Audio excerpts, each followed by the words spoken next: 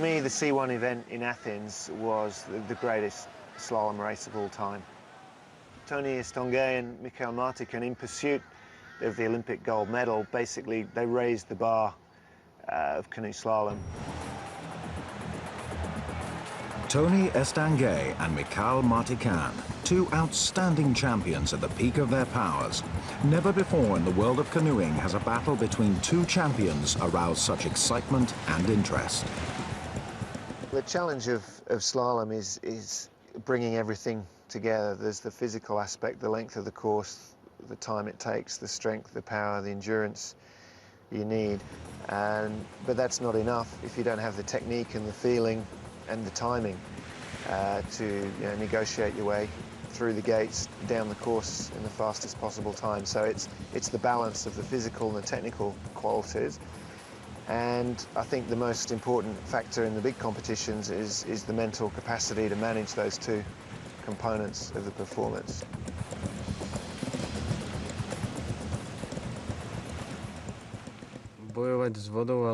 Battling against the water and battling against our opponents is what makes our sport so beautiful.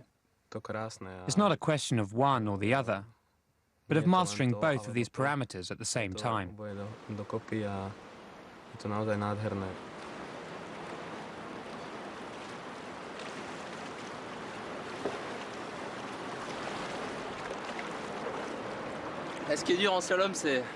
The hard thing about the slalom is understanding the river and being in harmony with it. You should never fight against its power because you will lose.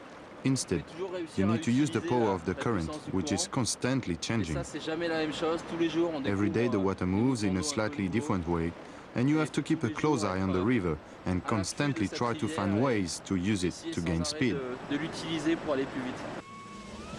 Canoe-kayak has attracted such a large number of enthusiasts because it's more than just a leisure activity.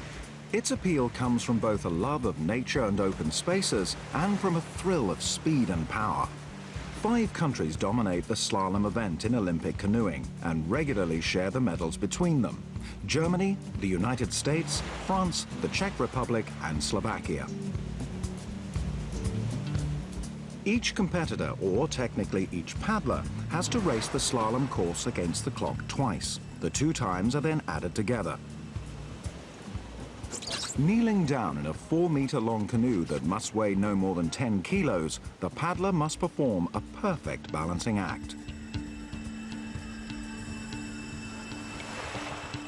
Numerous competitions take place throughout the year, and the champions are like a big family that travel around the world together. Dynasties like the Marticans or the Estanguets are common. Patrice, the younger brother of Tony Estanguet, is a dominant force on the circuit.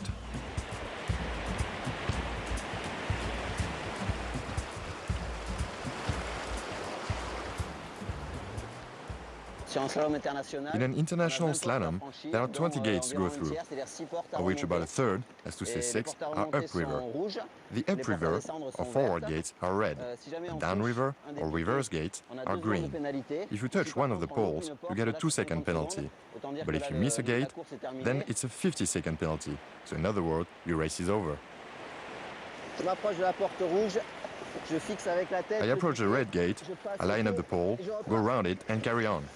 The rules say that the paddler has to put his head through the gate, and competitors play with this rule, trying to put just the head through, although they know that it's very risky, because you obviously get very close to the pole, and there's a chance of a 2-second penalty if you touch it, which can be very costly in the Olympics. In terms of the seating position in the canoe, the athlete is kneeling, and in the kayak, the athlete is sitting. The kayak, the athlete is much lower centre of gravity. He's using a double-bladed paddle, and in the canoe, a single-bladed paddle. So the canoe's slightly larger, and just to give a bit more stability. And in recent years, we've seen the best canoe athletes rival the best kayak athletes.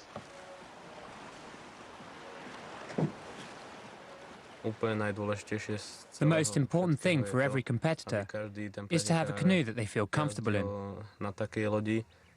This allows them to give their best and go as fast as possible.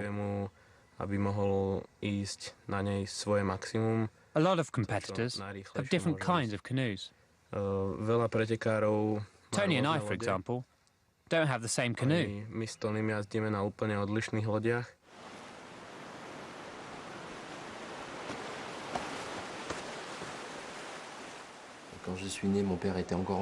When I was born, my father was still competing in international canoe-kayak races. He was a downriver paddler. And my two elder brothers, who are 5 and 6 years older than me, were already competing in the sport. So from the age of 3 or 4, I wanted to compete like them. I think it was then that they put me on the skis, and then as soon as I was able, I got into a canoe with my father. My family's athleticism has a lot to do with my success today.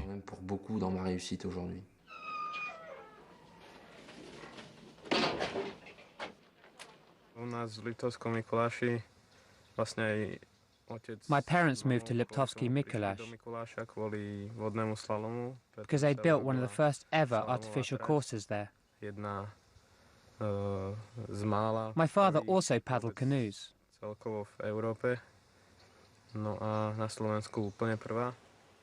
And he taught me to do that gradually as I was learning the sport. And I got more and more of a taste of it.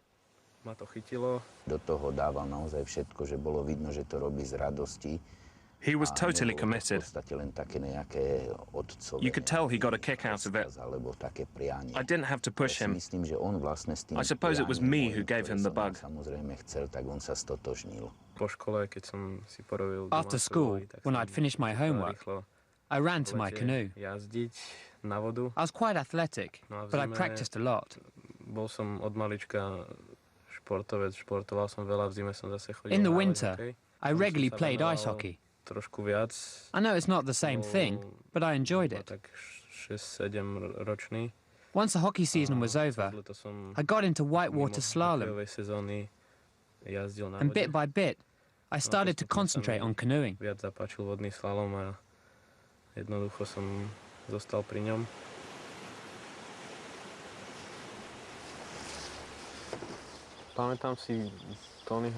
The first time I met Tony was at the '95 European Junior Championships in Liptovsky Mikuláš, my hometown.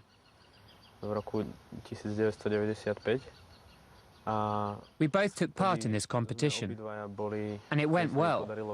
I managed to win, and he came second. I'd already pegged him as one of the big favorites. I already knew Martican because at the time he had already started to make a name for himself. He was the junior world champion, but already I saw a duel developing between us. And it was on that day that I realized that he was one hell of an adversary. He was a year older than me, and he had beaten me. It's true that he was racing at home, so I hoped when he came to my home that I would beat him. The next year, Mikhail, who had developed earlier than Tony, qualified for the Olympic Games in Atlanta. For the Estanguets, Patrice represented France. The Ocoee River for Atlanta was a very challenging, spectacular venue. And I guess now when you look back at it, it's it was immense. It was very large. The course was long, and the most challenging part of the course was at the finish. So in terms of the preparation for that event, the athletes had to be very fit. The World Cup champion, Patrice Estanguet, is one of the big favourites. Although the competition consisted of 2 runs, only the best time for each athlete actually counts. This is a significant advantage for the strongest paddlers. There were some great river features, and there were some nice waves that we used in the course that required great skill to surf, and there were these big stoppers, big holes that people had to punch through. And Patrice Estanguet, his style was pretty suited to a course like that. I was ahead after the first run, and during the rest period I concentrated on improving my second run, although I was already potentially an Olympic champion.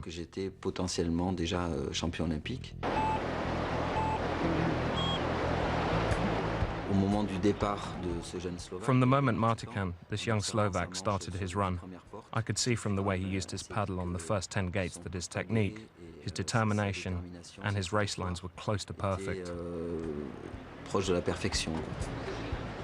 Martican did one particular sequence of gates, I think it was gate 12, gate 13, very differently, and I suppose sort of really showed his skill. It was a manoeuvre that most athletes were doing what we call a full spin or a reverse. They'd surf out on the wave, turn, and come back, and he had I suppose the nerve, the confidence to actually just do the full move directly, and that surprised a lot of people.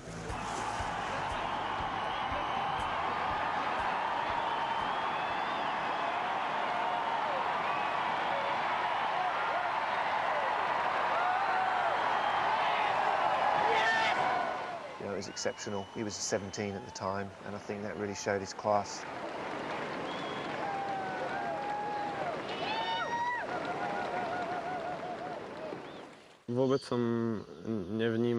It didn't hit me at all at the time that I'd become the first ever Slovakian Olympic champion,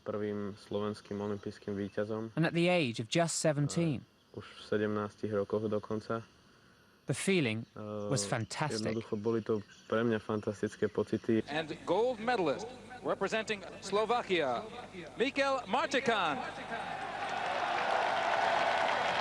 After the collapse of the Soviet Union, the division of Czechoslovakia followed in 1993, and Slovakia became an independent state.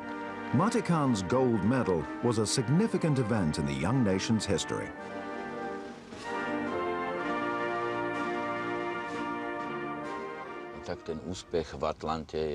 In my opinion, his success at Atlanta was perhaps thanks to his young age. It's no wonder he surprised everyone. He had no psychological pressure because he wasn't defending an Olympic title. He went just to show the world what he was capable of doing.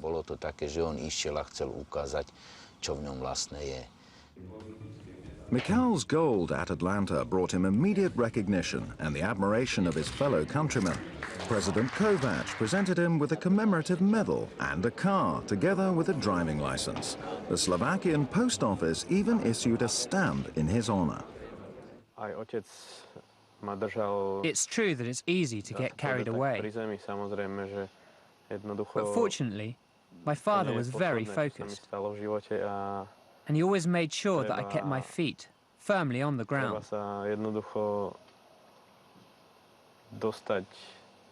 There was no way I was going to rest on my laurels. He insisted that I continue to train every day.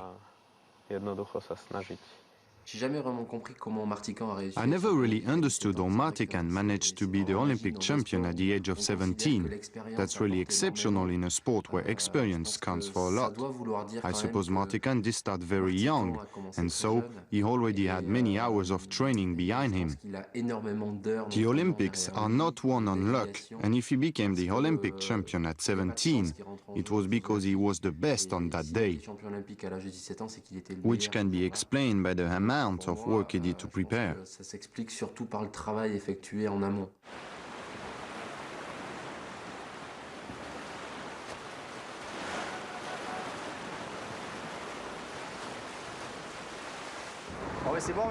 Okay, you warmed up now. So let's do a few technical exercises and then we'll go upriver a bit. You're also going to get advice from Patrice and Tony today, which is fantastic. And then next week we'll change the two groups. See you later. Have a good run. Bonne descente à tous.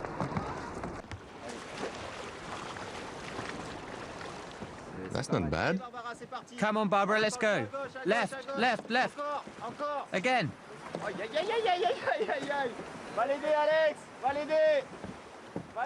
Their goal is to go and help their friend who's fallen into the water, and maybe next time it will be her who helps someone else. What's great to see is that these young people, who only started a few months ago, who've had less than 15 sessions in the canoe, are already getting the hang of it, playing with the current. We love to see that, and it reminds us of when the three of us started out. We've been here for about 20 years, and when we started we were about 5 or 6 years old. We came every Wednesday and Saturday. The place hasn't changed. It's still magical for us to get together here. I certainly benefited from my two brothers.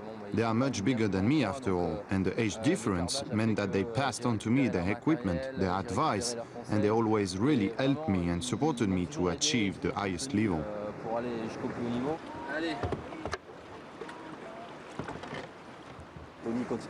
Tony's career is going fine, but I think Patrice has had an incredible career as well.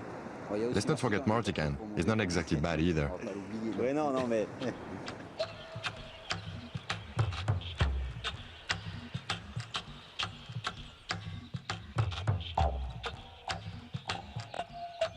In 1997, Mikal confirms his Olympic success by becoming the world champion in Brazil.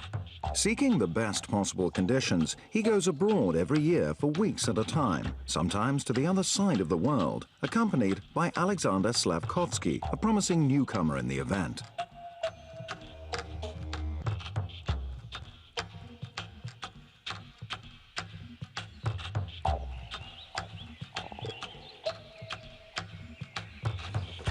Come and see what you did. I'd take your pawn. The inhabitants of the Tatras are hardy mountain people. Perhaps that explains Michal's introverted nature. It's not that he's unsociable. He doesn't like to be in a crowd of people. He seeks more the company of people close to him. He's a bit of a loner. It's a characteristic of people from this region.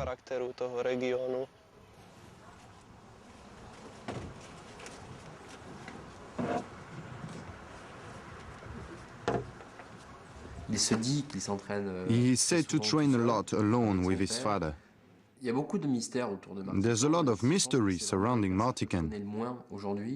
And I think he's probably the opponent I know the least about today.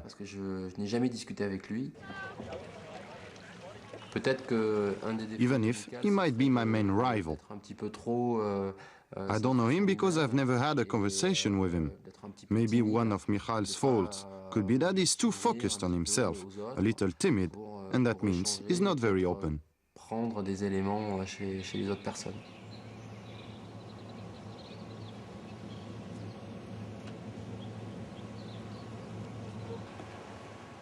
The fact that I've been training him since he was 10 years old means that sparks sometimes fly between us. But the most important thing is that we manage to put up with each other. We accept each other's faults and learn from them.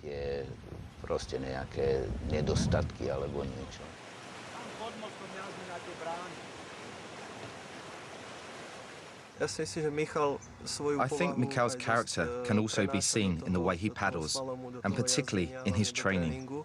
He's very stubborn, and that comes through when he paddles. Whenever something's not right, he'll go over it again and again until he corrects it.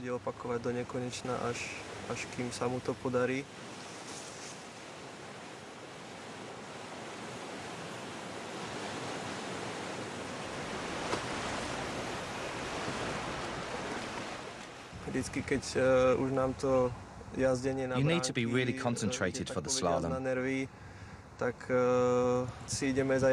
At times, it gets on our nerves, so we mess about in the water. It's a great way to unwind. It helps us to manage the psychological tension that is inherent in training.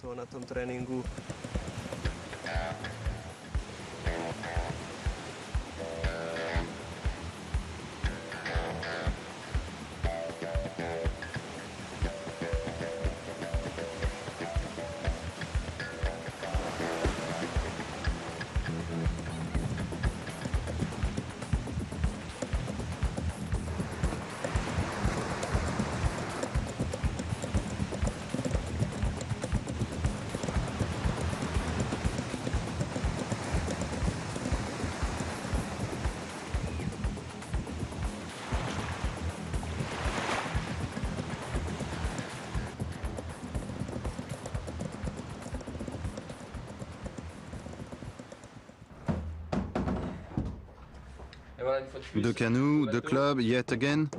I've been doing the same thing every week for now almost 20 years.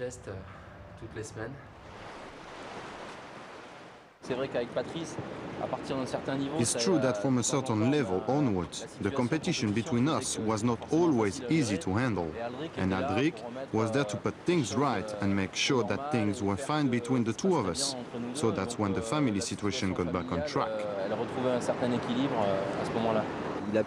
He was able to act as a moderator, in as much as he put the competition between Tony and me into perspective, showing us that in the end it was a game, that our primary aim was to set each other personal challenges, and not to turn every race into a family feud.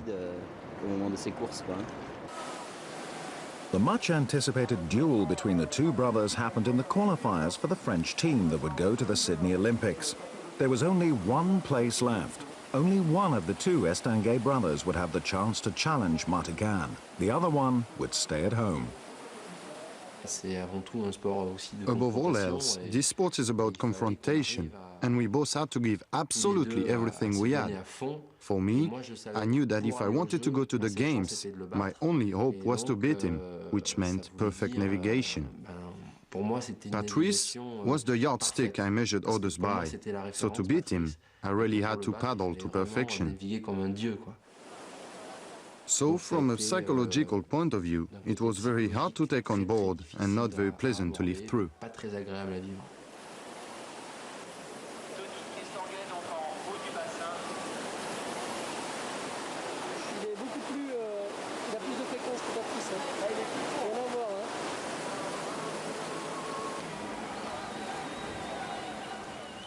It went right down to the last gate. It was up to the one who could hold out to the end without making a mistake. The time differences were so slight that even a 2-second time penalty meant elimination. And neither of us made contact, and we held on right to the finish. In the end, Tony was a little bit quicker, and so it was Tony who was selected for the Olympic Games. I just knocked my brother out, and I didn't want it to have been for nothing. I really didn't want to mess up at the games and say, listen brother, I'm sorry, I knocked you out, but I wasn't capable of honoring the Estanguet name. So I put a bit of pressure on myself and went through an extraordinary 6 months, training like crazy, and fortunately something just clicked. It soon became obvious. Tony took the 2000 season by storm. It was very impressive. He had never dominated at international level, and then he became European champion that year. He won the World Cup, and now he was at the Olympics. He was young and possibly the favorite. It's hard to say because Martica was Olympic champion and world champion. He had all the titles.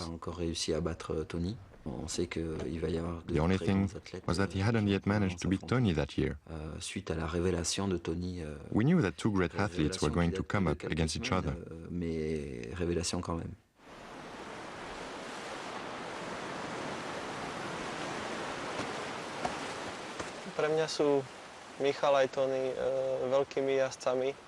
In my opinion, Michał and Tony are the best competitors there are.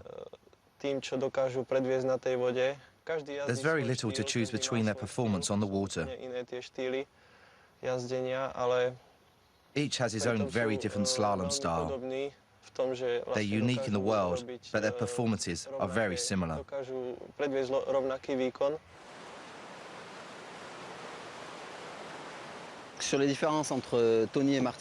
The difference between Tony and Martica is essentially a question of build. Tony is one of the big guys in paddling. Martica, on the other hand, is smaller, and he's unusual in that he hasn't tried to increase his height by using foam. He's quite low in the canoe, which means he gains in terms of stability, but his lack of height may mean that he loses paddling power compared to Tony.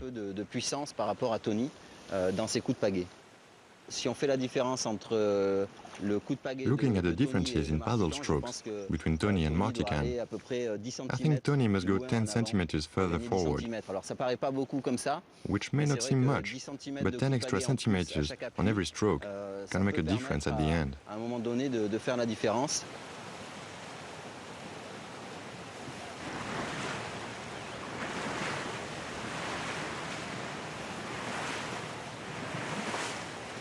Martican has the advantage in the difficult parts of the course, where he keeps his canoe very flat. This excellent stability means that his canoe is going forward, even at the most difficult part of the course.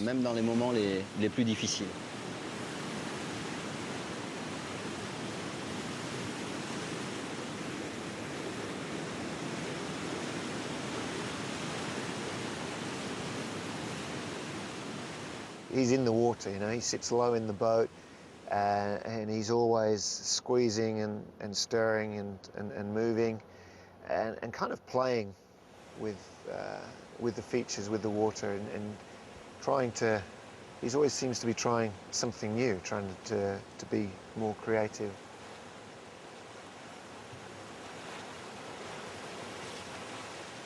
Tony, when I think of his style and his approach, it seems to be more, you know, more measured and more functional and more focused on the outcome, and he will adapt, you know, his style and strategy. He doesn't have, I suppose, the flair or brilliance, but he covers all the bases really well.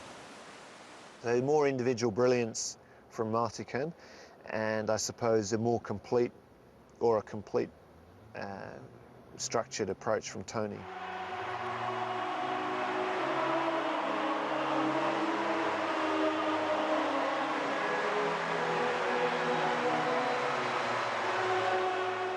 For Sydney 2000, the course was at Penrith, and it was quite different to the previous Olympic artificial courses. Penrith was much wider, had more water flow, and presented different challenges, particularly in terms of the physical component, needing to keep the boat running, the eddies, the still water on the side of the course, keeping the speed, keeping the momentum going was definitely a challenge for the athletes. It was, you know, pleasant to paddle on, and it was, you know, above all, for the Olympic Games, it was a spectacular venue. You know, it was a great stage for a great competition. The Olympic Games happens only once every 4 years, which is why this competition is so demanding. It's very hard to prepare yourself psychologically over 4 years for just 4 minutes of racing.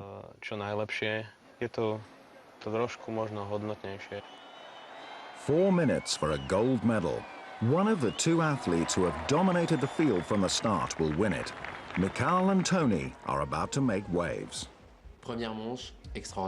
The first run was amazing. I took risks and got all of the competition from the start.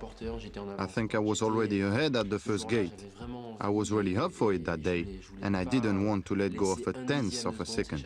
So when I got to the end with a 3-second lead, it makes preparing for the second run a lot easier. That's 80% of the victory right there.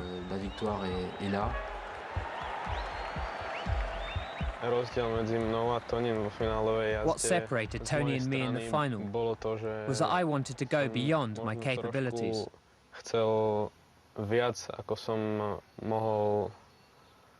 I started off at top speed. I could have started more calmly and worked up to the maximum, but I was determined to win at any cost.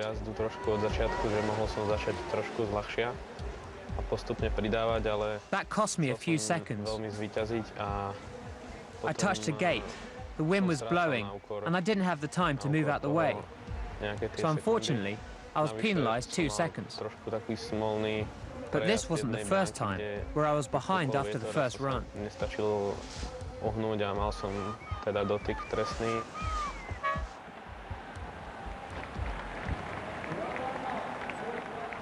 Martican was a long way back, and that he put in a phenomenal second run effort to chase down the gold medal. After the first run, Mikhail Martica was in third place, 4 seconds behind Tony Estanguet. His second run was perfect, and he was in the lead when the Frenchman set off. I didn't analyze his run at all. I remember my heart pounding at the start. It seemed like my life jacket was moving up and down. It was beating so strongly, which was an amazing feeling. I felt nervous, but raring to go. It was fantastic out there on the water. Even if it wasn't an outstanding run, I felt that nothing could touch me. And when I got to the end, I was in the lead. Then came this release. I could hardly believe it. I immediately thought of my brother, of all the work I'd done, and I said to myself, it's easy. I had this idea that the Olympics were so difficult and unattainable, and then in the end, it all worked out wonderfully well. Ladies and gentlemen, Tony Estanguet.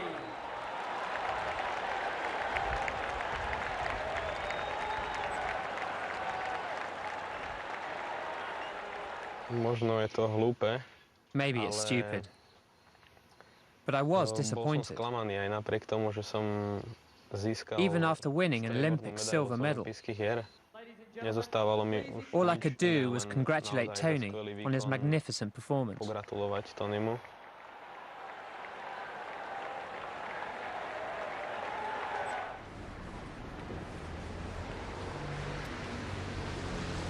After the Olympic Games, the canoe-kayak enjoyed by millions of people around the world returns to obscurity, out of the media spotlight. For Tony, it's back to his daily routine. It doesn't look too inviting in the cold and the snow. After the Games, I took advantage of my success, my new status. I tried to put something back into the sport by going to various clubs and trying to move things forward.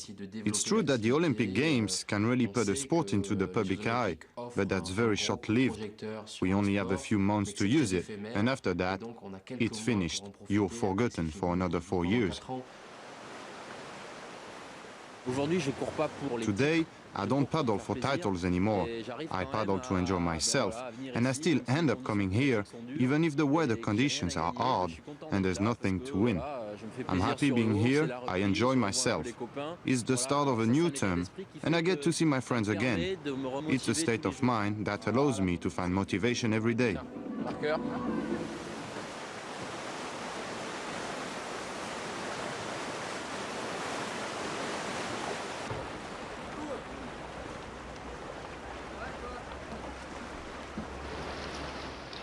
Yves, the red has turned. Is it better to take it right to left or left to right? Left to right. You do it over and over, and after a while, you find you can do it with confidence.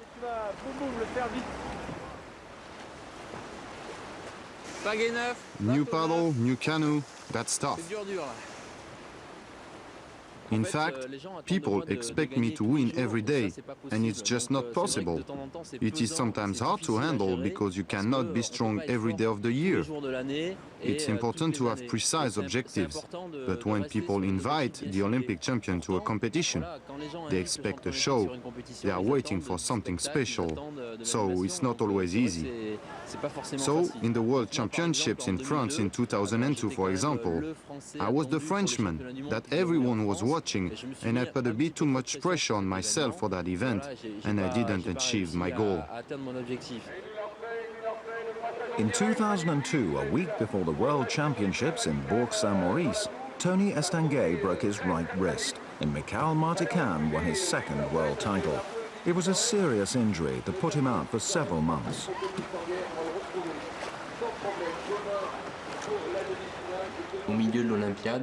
In the middle of the Olympiad, I took stock of the situation and decided that the objective was no Athens.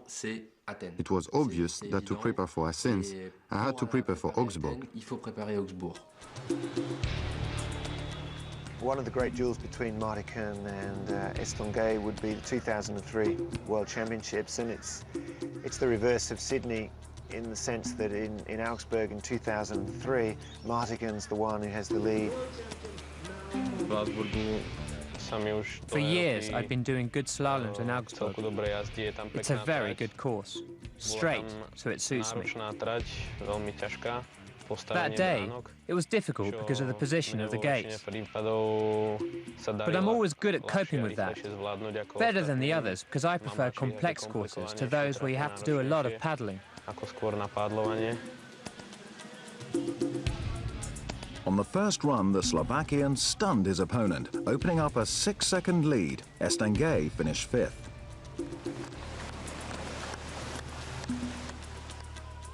On the second run, although Tony made up a lot of the time, Rico Martica won his 3rd World Championship title. The Frenchman managed to obtain a very good second place, 1.38 seconds behind his rival. The injury was behind him. That's what makes a great champion, the ability to, I suppose, from the seemingly, irretrievable position to produce great things. He was back. And until that point, it was a question of what's happened since Sydney. And really, there wasn't much to talk about. And then from then on, I think he would have been very clearly focused on Athens, and he would have, had strong belief in his ability to win a gold medal. From France, Tony Estanguet.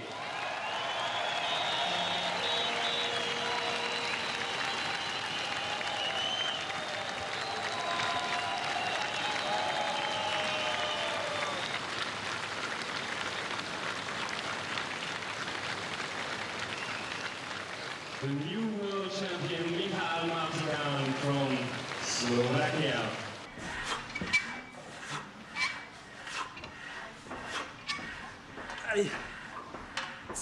It's at moments like this that the season is ready, and I have to fire myself up, because otherwise Martica will give me a pasting in the next race.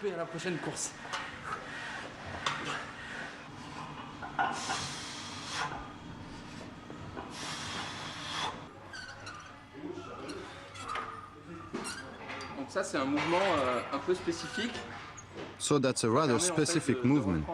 It lets me practice a part of the canoeing action. So we practice turning actions, which are very powerful. It's not easy to know if the others do more or not, but when you see the thickness of Martica's arm, it makes you wonder. I think that he does a lot more work in the canoe, and it's true that that's the best way to build up a muscle, because it's specific muscle building. Maybe that's why we say that one of his arms is one of our thighs.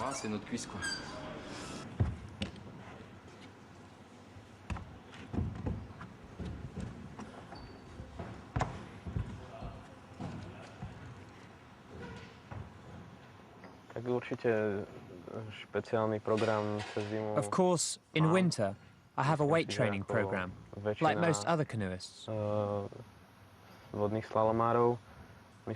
But specific weight training of my arms and body are actually carried out in summer on the courses. In the canoe slalom, you use one arm more than the other. Which means that one arm is disproportionately bigger than the other. So in winter training, you have the opportunity to rebalance the muscular system.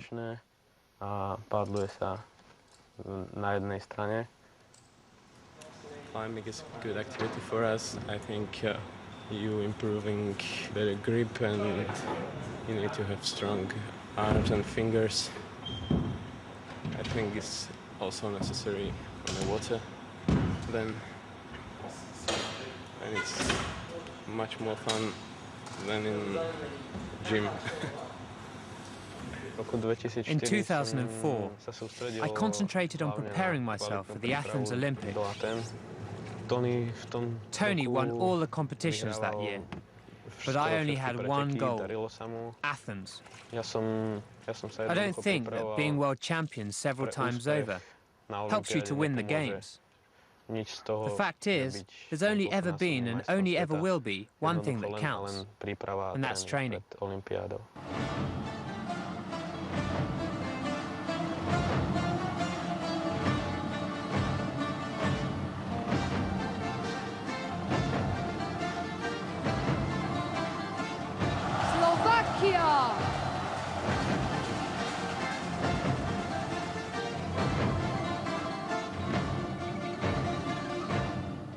When we get to Athens in 2004, I think everyone would recognise that was a great arena for the Olympic Games. It was just unique and it was magnificent, and I think it was a great stage for a great duel. It's a beautiful course, the biggest ever built, very difficult and very powerful, with drops, stoppers and so on. Lots of places that can pose problems. There's no other course in the world as powerful as this, or as difficult. There was always something to improve. It took us a while before we got used to the salt water, but it was less difficult than I had imagined.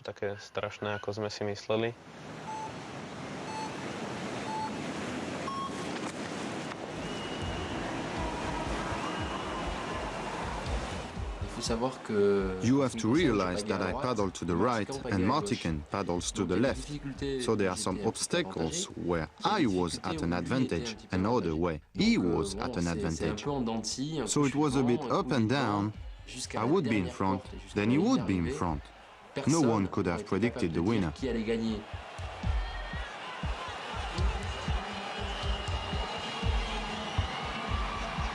After all the suspense, Martican leads by just 0.12 of a second. It was clear that it was all on the second run, and they had to back up with great performance. I think, you know, an athlete would always want to put down a great run and open up a bit of a gap. And having put down a great run, I think, you know, 2 good runs, 1 each, they'd be looking at it thinking, that's, you know, that's not enough, and they have to go back there, and they had to go back and do it again. So the stage was really set for a great climax on the second run. After analyzing his first run, he paddled flat out, and he even took a lot of risks, more than me, and that on 2 or 3 occasions he was close to being penalized.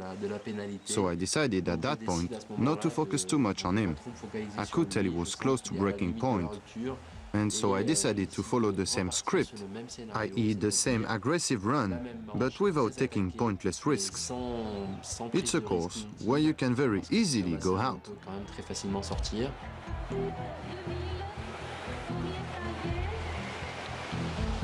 The Frenchman's second run is clean. With no penalties, he puts the pressure on the Slovakian. Now it's Martican's turn.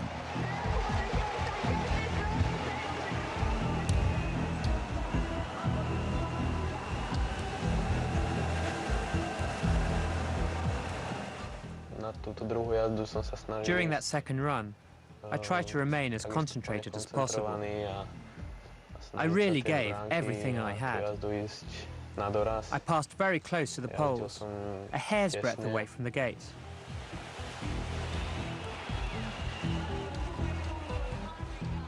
At that moment, I was fighting with all my strength. I closed my eyes to visualize my dream and summon up all the emotions from Atlanta. When I arrived at the bottom of the course, I was very happy that I'd succeeded once more, that I'd become Olympic champion once again.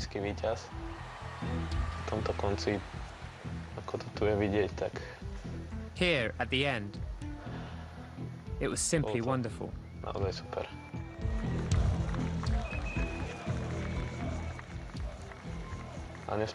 I wasn't the only happy one, as you can see on the screen.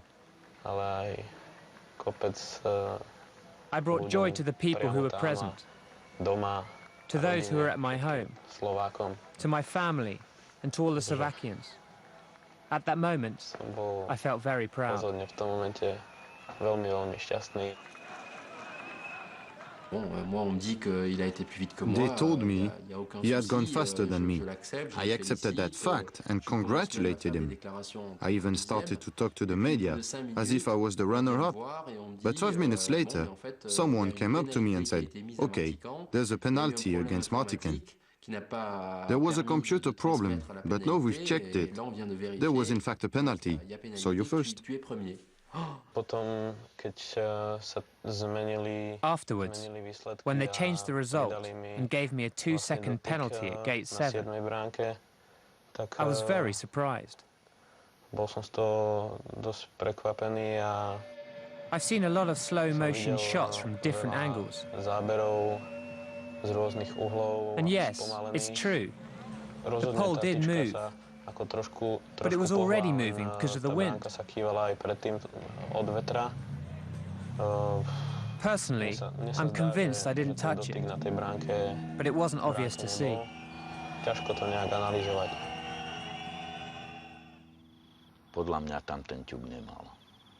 In my opinion, there was no contact. Michael should have been Olympic champion, but the judges decided otherwise, and it was difficult to do anything about it at the time. There are some shots where you don't actually see the gate move, so it's obvious that the contact must have been very slight. All I can say is that the judges present were international judges, and that there are, after all, 3 judges for each gate. You might assume that if the penalty was given, it was because it was noticed by at least 2 of the judges. After Michal was relegated to second place, the Slovakian delegation lodged a complaint which was rejected by the commission. Tony was the Olympic champion by 0.12 of a second. It's human judgment, and like in tennis with the line judge in the tie-break, or in rugby, the touch judge, you know, is it a try or is it no try? You know, these are defining moments in sport, and when you take part in sport, you know, you subscribe to that. That's the spirit of fair play, and you know, you accept the outcome. Tony Estanguet. The greatest thing that I see in Tony Estanguet is his mental capacity in the Olympic Games to, you know, master the moment. So despite all of those other contributing factors, you know, that would be something that, you know, whether it's planned and developed or whether it's something that he's just able to do, I don't know, but that would be the bottom line one for me. Martican's a great champion. It won't be the end, and he'll be back, and you know, this story will continue. And I think, you know, the bottom line from the Athens Olympics is that he took part in the greatest race ever in C1.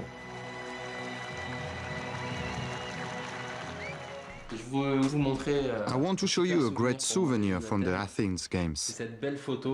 It is this beautiful photo I brought back because I have excellent memories of this course, and I really want to keep a souvenir of the raging waters of Athens. It was really good to paddle on it, and as fate would have it, this is also gate number 7, the gate that Michal touched. In a way, it was at this gate that I won my second Olympic title, and so gate number 7 in Athens is now quite famous. This is an opportunity for both of them to really, you know, carve their names into not just the history of slalom, because they've done that, but into the, you know, history of the Olympics as a whole. And I think it's, you know, it would be great to see this match continue in Beijing, but that's up to them.